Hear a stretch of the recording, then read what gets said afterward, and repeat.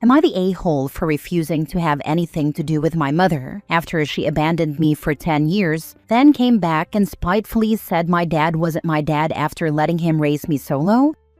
My 20-year-old parents were young when they dated and my mother got pregnant with me. They broke up during the pregnancy and my mother called my dad to the hospital. She left me with him and said she wasn't interested in parenting, and since he was, he could do it. She did nothing for me for the next 10 years. There was no contact, no child support, and yes, my dad pursued it. Nothing. My dad did it all. He was on his own and committed to raising me.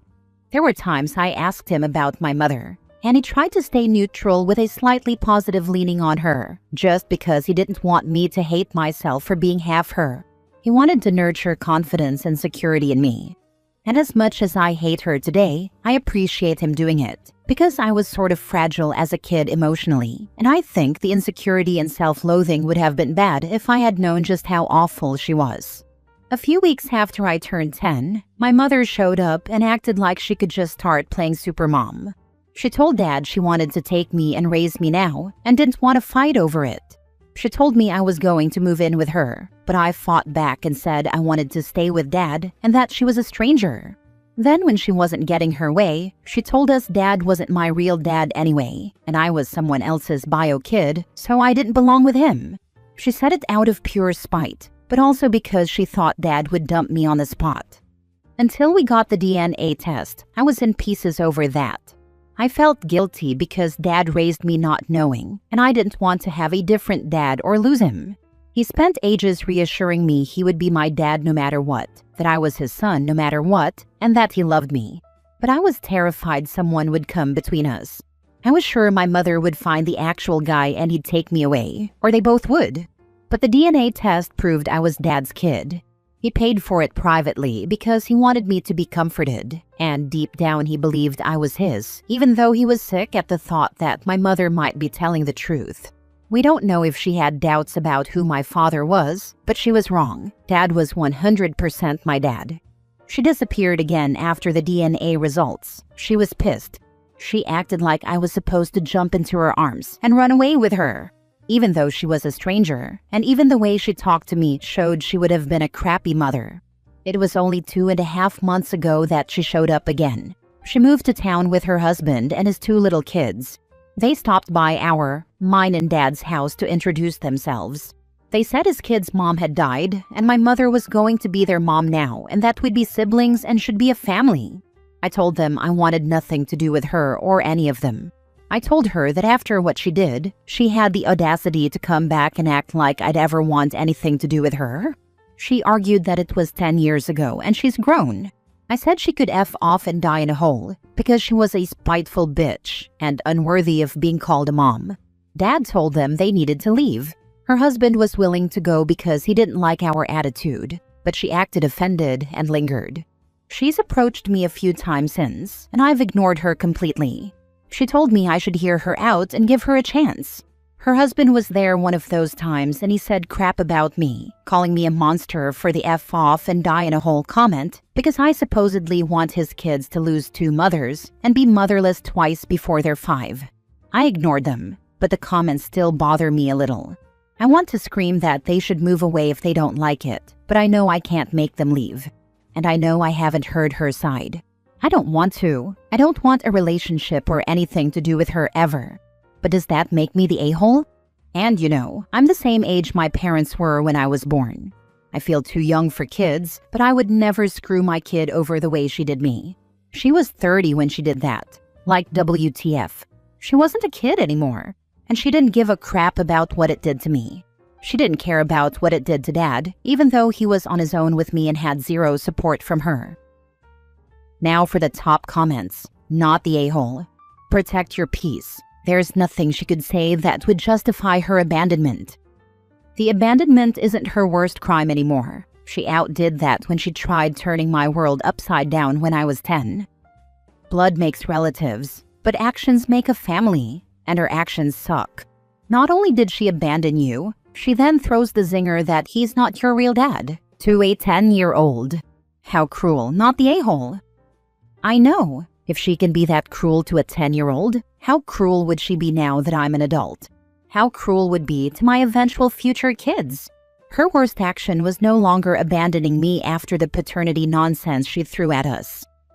Not the a-hole. Next time she tries to talk to you, just completely blank her and walk away. She does not deserve any of your time. That's what I'm already doing. I don't look at or acknowledge her.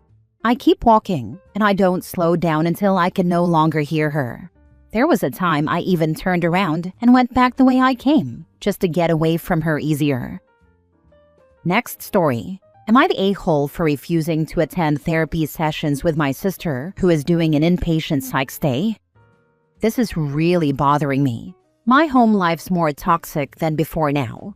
So I, 16 male, need advice and an honest answer on whether I'm the a-hole. I have one sister, 17 female, who was always a problem kid. When we were little, she was violent without remorse. She didn't discriminate against any one person in particular. You just had to be close enough for her to hurt you in some way. I was a frequent target, and so was a kid in her class who was always seated next to her by teachers. She got into trouble at school for it all the time, and CPS got involved twice before she was 10. I remember being interviewed by someone from CPS and showing them the bruises, cuts, and other injuries I still had. My parents were ordered to get her evaluated and sent to therapy. The second time, a whole new evaluation was ordered, but I don't think she ever got a diagnosis back then.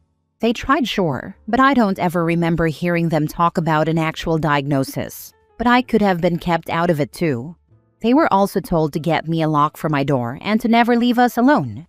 At that point, I was allowed to stay at friends' houses more, and I sometimes spent several overnights at my best friend's house for my safety and because they were willing to give me a real break from her.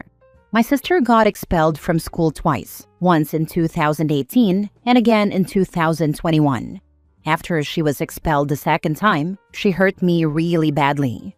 I was in the hospital for a few days getting scans on my head because of her, and she went for her first inpatient stay. She got home a week after I did, and because my parents hadn't gotten her into a new school yet, I was forced to be around her 24/7 until I was considered safe to go back to school. In that time, while we were both home from school, she tried to choke me out and tried to hurt my head again.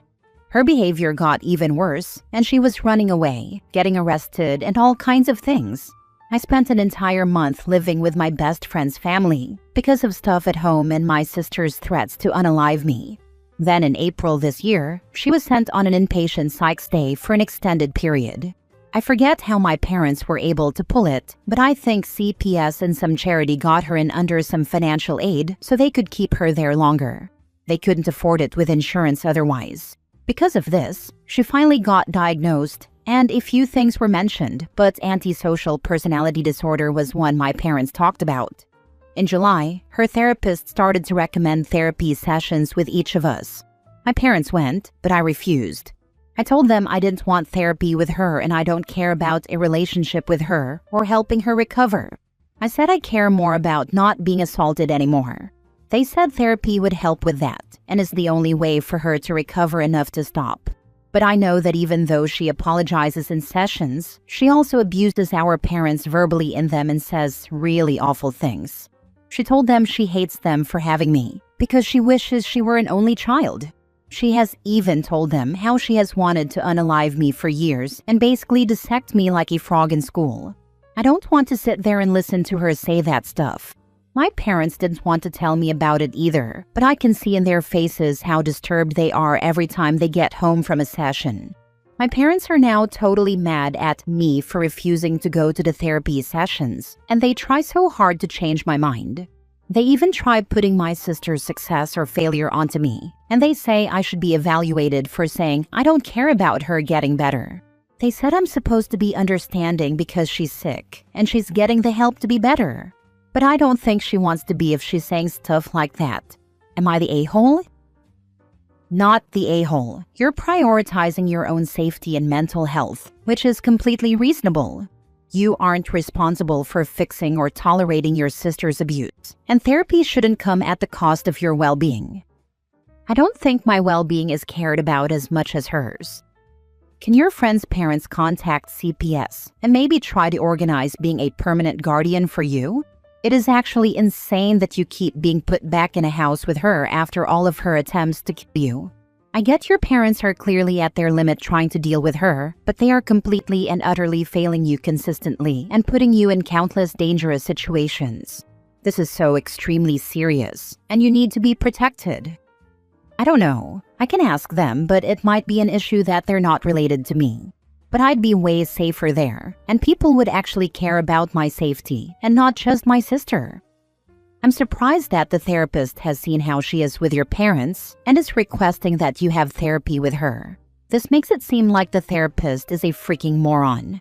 I understand a therapist's goal is to help their patient, but I would think they would also consider the effect on other people. Or maybe it's your parents who are requesting it? It could be just them. I don't speak to any of the people where my sister is, so my parents could be lying. And it wouldn't be unlike them, honestly. Last story. Am I the a-hole for telling my sister-in-law that breastfeeding is not about her journey, but about her starving baby? So I've published the first part of this story before on breastfeeding in mommy subreddits, and I've been made to feel like a monster because mother knows best. For the record, we are in Europe. I'm sorry for my English, and also I'm extremely emotional. My sister-in-law Julia gave birth to little Amanda 11 weeks ago. From the beginning, Amanda was barely growing, mostly losing weight instead of gaining. My country is heavily pro-breastfeeding, and Julia decided that she wanted to breastfeed. However, Amanda wasn't gaining weight properly and landed in the 0.1 percentile for weight.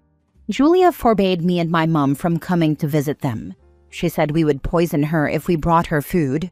It was surprising, especially since before she gave birth, we were good friends. So we only saw little Amanda in pictures and videos my brother had been sending to us. Only once my mom said she was worried because Amanda looked hungry. She was crying and writhing, pushing her fists into her mouth, while Julia narrated in the video that this is how a happy baby looks with a full belly. So my mom asked if Julia could give her a bottle because Amanda still seemed hungry. Julia went berserk and cut us off completely. She was pumping, but her supply didn't go up at all. Amanda had a tongue tie resolved, but it didn't help much. Julia was using donor milk to top up Amanda's feeds through a sonde. I don't know what this thing is called. Now, every week they've been visiting a doctor's office for a controlled checkup of the weight. This is where it gets really messy. They were there yesterday, and yesterday, my brother called us crying that Amanda is in the hospital.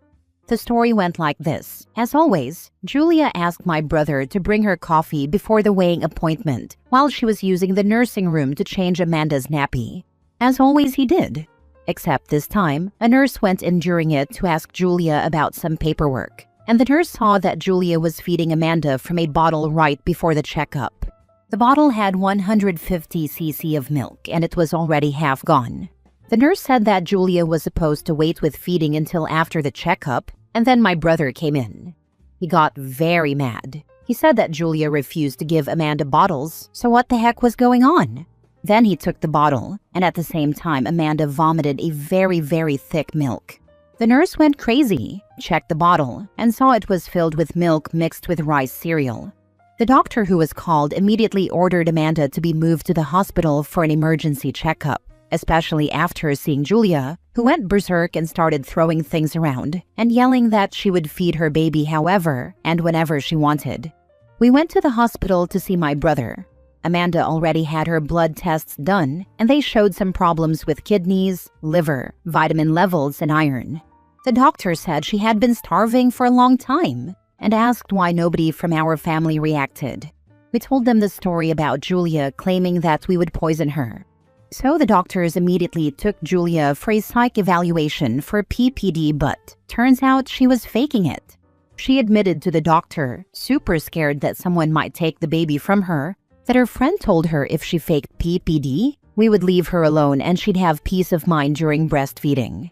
The doctors told her that what she did was not okay, and that she was regularly stuffing the baby with milk and cereal before the weight checkups to pretend Amanda had grown. They told her she should just give Amanda bottles with formula because this is about the little girl's life and survival, as she is now failure to thrive, and her life and health are in danger. Julia got very mad. She yelled that she would either breastfeed Amanda or not feed her at all, and that the choice was only hers because this is her baby and nobody else's.